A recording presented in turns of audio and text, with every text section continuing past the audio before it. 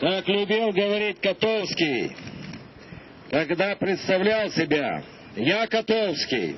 Мы с моими котовчанами защищали эту землю. И запомните все, что это молдавская земля. Иной синте молдавень.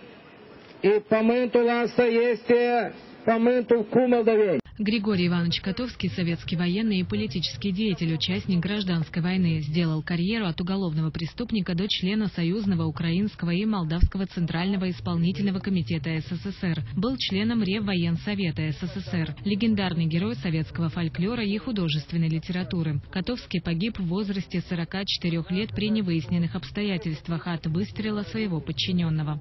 Полководец, народный герой, молдаванин, родился здесь, защищал родину, участник гражданской войны, одержал много побед.